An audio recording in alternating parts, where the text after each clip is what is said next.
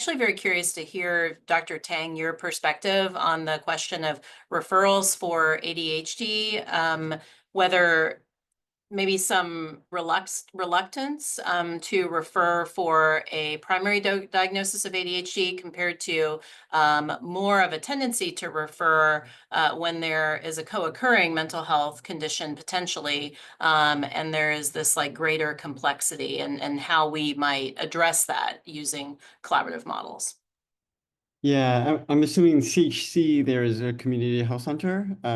Defer to Dr. Lindsay's comment, but I think, it's a relationship. I mean, I think every practice is different. I almost interpret the comment of like, oh, we want to keep these folks, and maybe not seeing the benefit of a therapy model as part of collaborative care or the measurement-based systems of collaborative care. And so there's an education that potentially happens that maybe you're still giving Ritalin, but it is part of a larger ecosystem of care, and that's where collaborative care can really help drive that in an education process that maybe the pediatrician is just not aware of. But of course, there's other pediatricians who are on the other side of the spectrum and just wants everyone with ADHD to be seen. And so I think there's a conversation and a relationship that probably develops based on the local circumstance.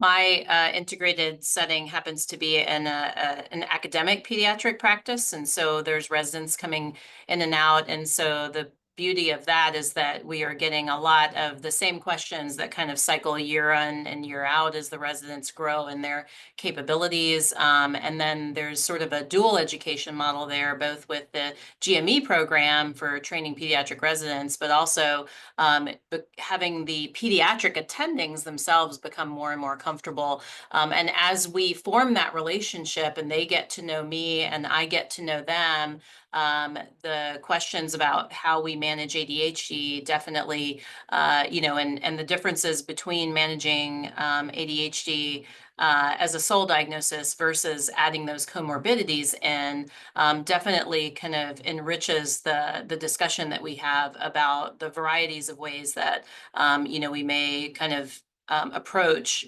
treatment when we're talking with families, and also getting pediatricians more and more comfortable when kids are a little bit younger at that first presentation in kindergarten. So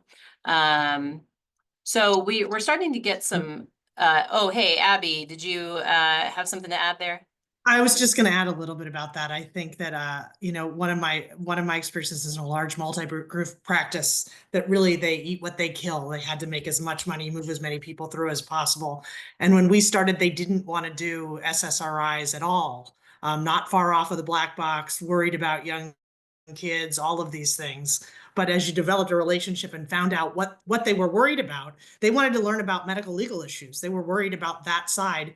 Once we learned that's what they were worried about, we brought a lawyer in, talked about it, and they were ready then to be educated about SSRIs because they wanted to do what was right by their patients. So I just resonating with everyone says about getting to know the practices and the people you're working with and what they're looking for, like what their worries are as they implement these things would help you. So that was my addition there. Thanks. Sorry to interrupt you. You were moving on to the next thing, I think.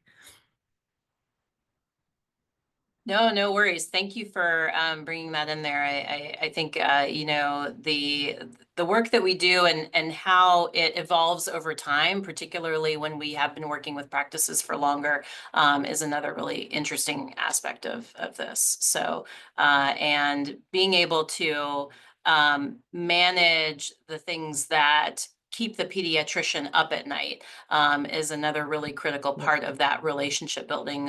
When they have those difficult questions about the medical legal, the liability, and other things about just wondering how a case is going to turn out, and they bring that to us, and we work with them on that and we partner with them, and they see how we think about that and they begin to incorporate that trust builds, and it really reinforces that relationship that we've been working on. So really critical as a part of that. So we did have a question, and this actually is coming from the audience, also came up in my review of some of the questions that came prior, as people were signing up, but wondering a little bit about collaborative versus integrated care.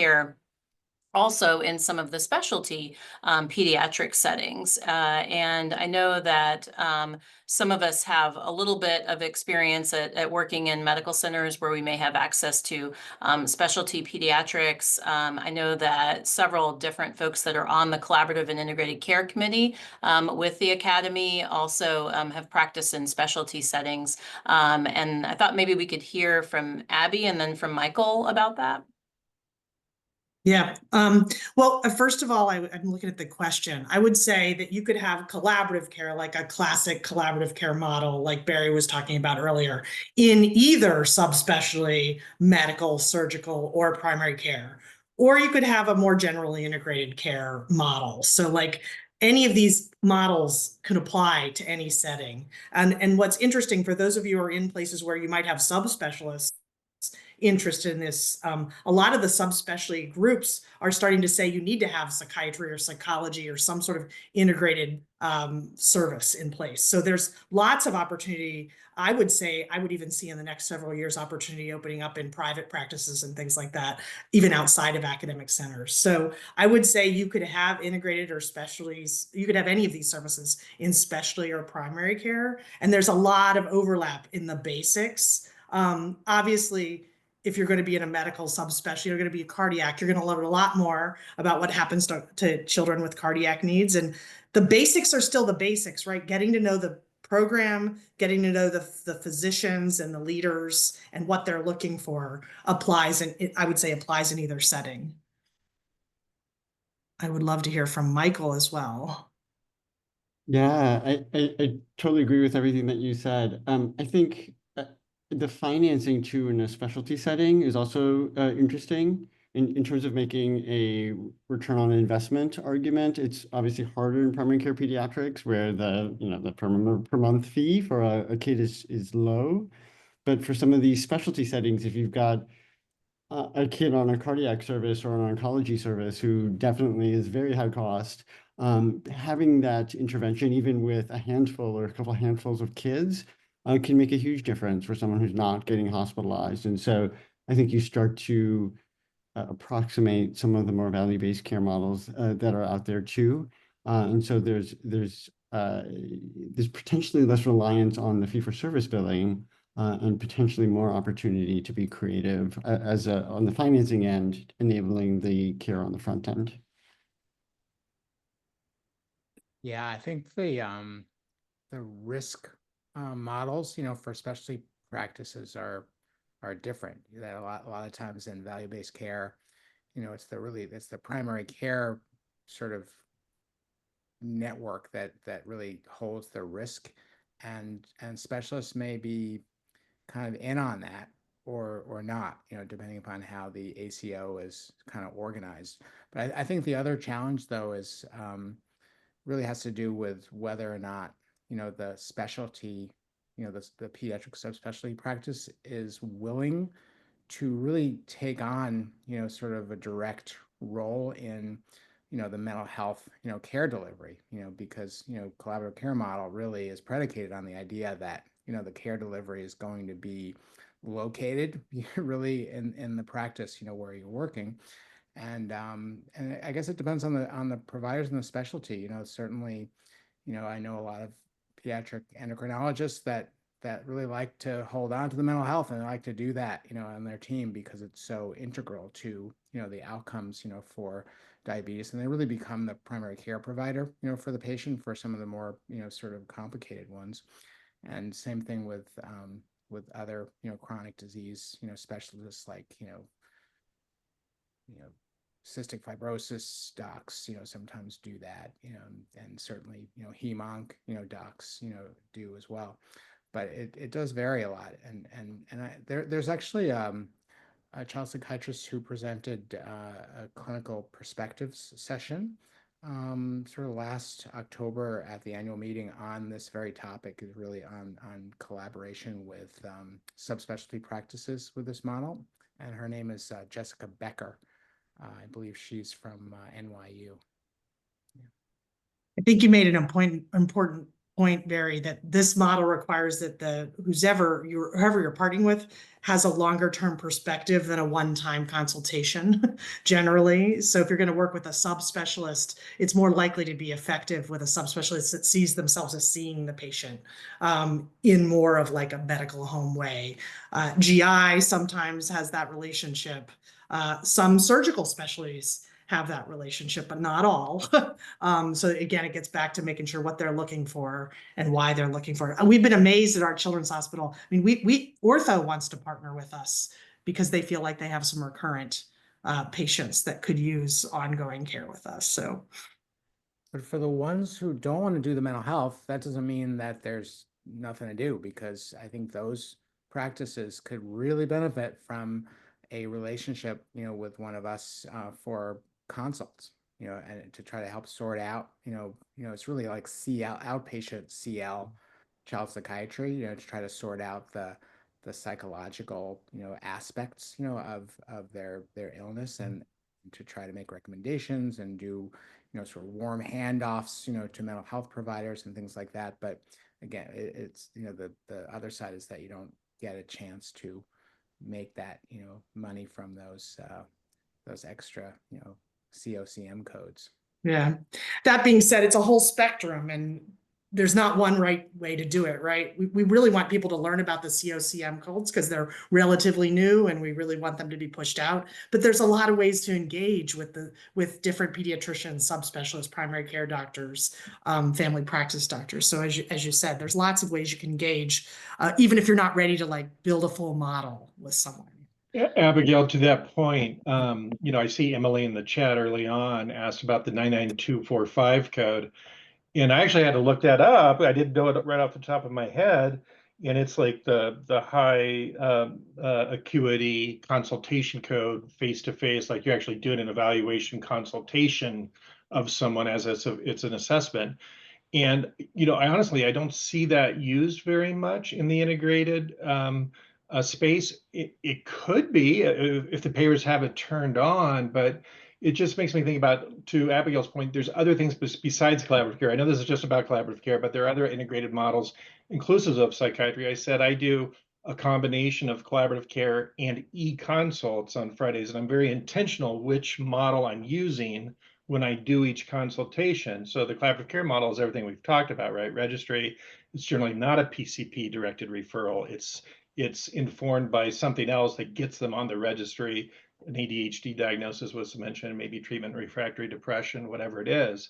The e-consult is a PCP directed one-time referral, and there are codes that can be used for that. 992, I just had it up. I'll get it to you in the chat.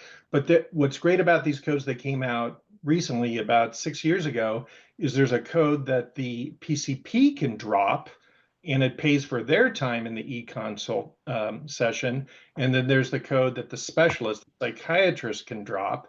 The PCP practice could probably drop them both, so if you're part of the practice, and get billed for both. So that's really nice and new. It didn't used to be that way, because the PCP, it takes time on their part to implement that. So you can fill up some of your time with e-consults, and you possibly could fill up some of your time, I guess, with the 99245 full on, 60-minute face-to-face consultative evaluation with the patient, doing more of what it would typically be like an assessment. So there's all kinds of ways to put something together here. I just encourage you to be intentional and have some fidelity to what model you're using at any given time. And as a follow-up question, is there a patient financial responsibility for e-consults, Mike? There can be, and in my work at Regents at Blue Cross Blue Shield, in all of these spaces, I push really hard for removal of all, we call it member cost share, right? These models don't work well, especially the asynchronous ones, not the 99245, where the patient actually is aware that they're meeting with a child psychiatrist.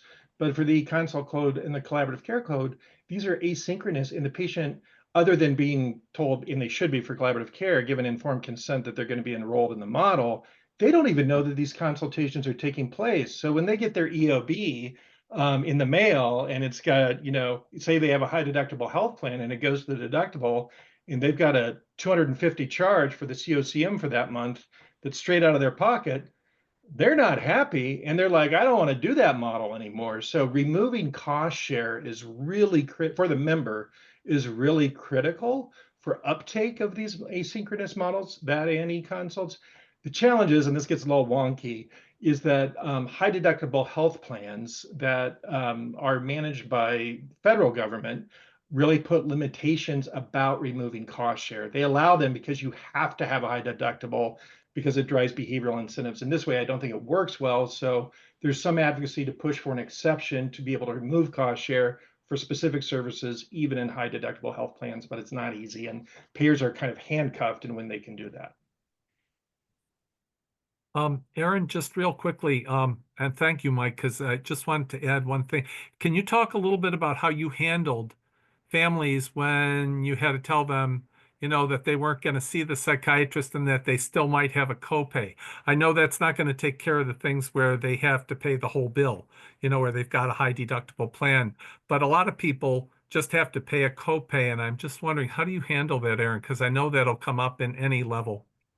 Yeah, so I mean, we have a FAQ sheet that we've put together along with our consent form that answers a lot of like the commonly used questions and gives them a list of the codes so that they can call their insurance company and get an idea of like what their costs might be. Do they have a deductible? Do they have a copay, or what that might look like?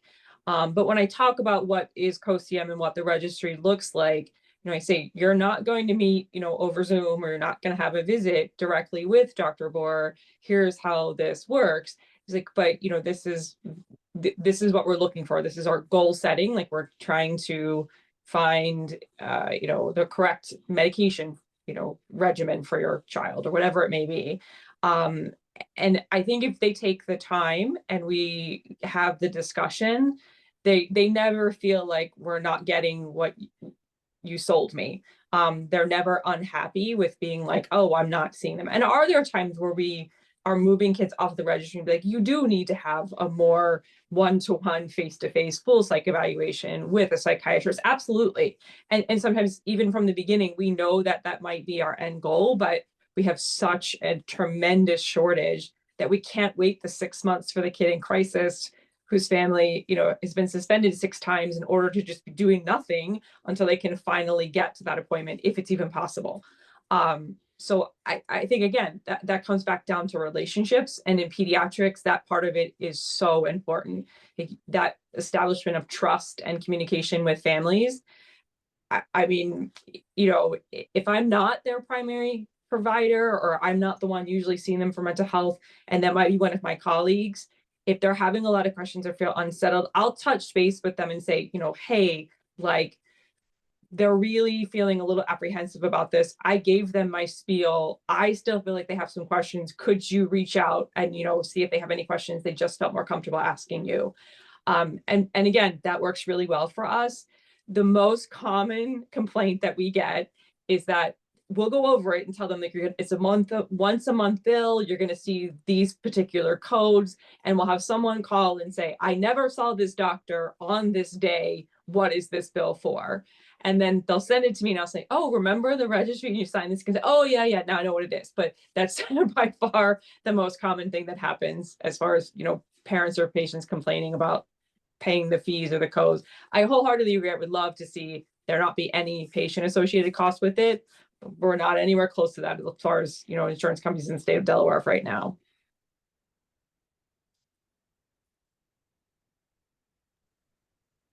And I'll just sort of add to that, because some of the material in the video series speaks to a model of care that's called primary care behavioral health, or PCBH, which is its own sort of formal version of integrated mental health services. And that's where you have a therapist that's embedded in the practice, who is there to provide mental health consultation to the patient and family and or caregivers. And that is another one where it's really critical. It's a critical aspect of frame setting to be able to communicate to the family up front. This is what a behavioral health consultant does, and this is what a behavioral health consultant doesn't do, and kind of what the process will be if there's a discovery together that the patient or family could benefit from longer term psychotherapy services and how they may be able to assist with that process. And so that's another model that exists in some integrated care practices, that if you happen to work with BHCs in your practice, or you're thinking about starting some sort of collaborative or integrated model, you may have that opportunity to embed therapists into the practice as well. And again, all that frame setting and valuing the relationship that the family has with the primary care clinician, sort of first and foremost, is a big part of setting that up for the families. And also for the practice, right? So if a practice already has a therapist in the practice, it don't automatically assume that they can convert automatically to the COCOM model, because having an embedded PCBH or an embedded therapist in a practice is not the exact same thing as doing collaborative care model. And it's amazing how many people think it is. So that's where you need to come in sort of armed with and figure out where you're going to meet each other in that. And that may be a collaborative sort of with the practice and the therapist too about what the next steps are. Maybe you need a mixed model where you have a care coordinator that's working separately, or maybe the therapists are willing to do collaborative care in terms of COCOM, the traditional COCOM model. So lots of things to work through in that regard if you have another behavioral health setting going on in the practice already.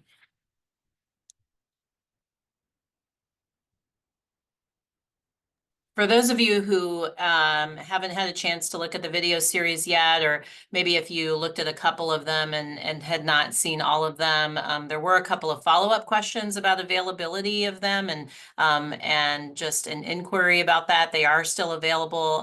They are behind the ACAP membership wall. So at this time, they're available to ACAP members. And the first 3 videos each have a little bit of a different look at the various integrated care models that are available, and that would be kind of good to be able to take a look at there.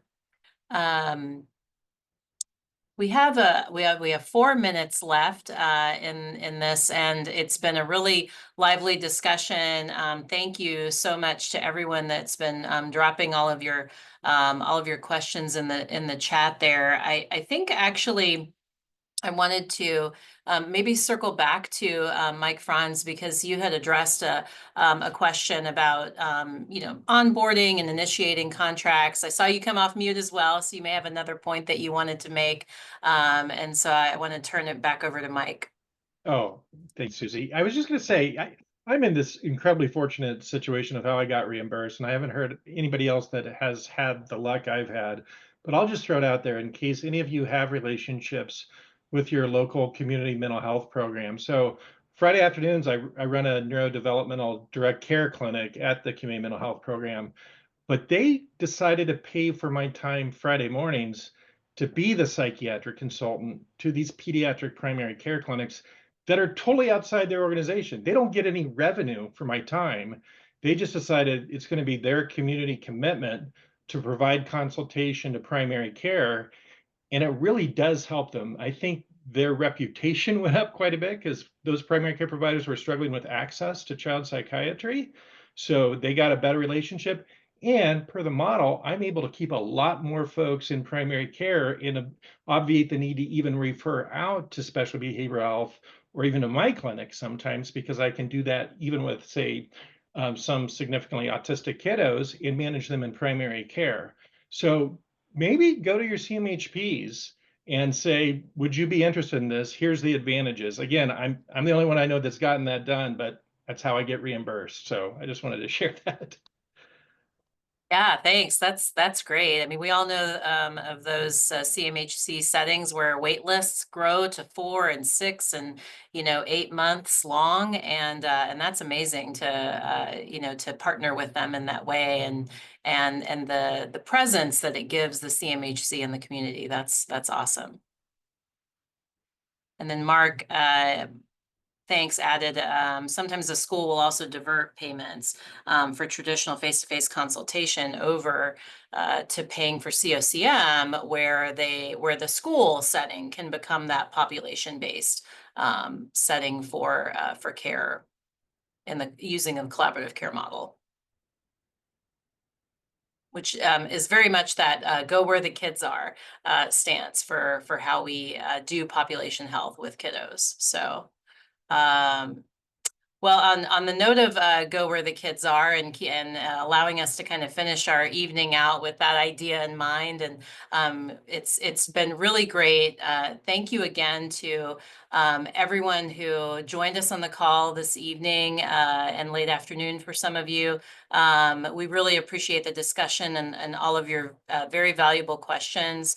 And you probably saw the recorder come on in there, and we are kind of saving this and sort of archiving the discussion that we have had throughout this call, so that all of us can, as we form that community, can definitely share in these resources together. I'm going to share my screen again, if Zoom will let me. There we go. And so folks are kind of saying thanks at the end of the evening. As I share my screen here, we see that, again, the goal in part is to not just learn about collaborative care models, but also build that community for collaborative care. Again, if you haven't had a chance to see the videos or see all of the videos, please do visit the ACAP website, acap.org/collaborative care to watch the 6-session series. Please email Karen Ferguson if you're interested in joining our listserv, so that we can continue to ask questions together. And please also tune into our next Q&A. There may be some overlap in some of the discussion, especially if we have new participants in the Q&A, but we anticipate that there will also be some other newer questions that will come in, just because we've kind of shifted what we're doing with the time of day and time zones and everything. So we may see some repeated faces, and that would be very valuable for all of us. But, tell your friends and colleagues about this if they hadn't had a chance to join us this evening. We have a noon Eastern time for the next live Q&A over Zoom on June 24th, 2025. And we have that link there. Again, an advertisement will go out from ACAP so that you can register for that Q&A. We really look forward to hopefully seeing some repeat faces and welcoming new faces into this community, so that we can continue to have really valuable discussions about collaborative care. Thank you again so much to everyone for joining us. Thank you again to all of the panelists. We couldn't do this without all of our subject matter experts in collaborative care. And thanks again also to all of our ACAP staff who've helped us with putting this together. Everyone have a great evening, and take note of our closing slide here.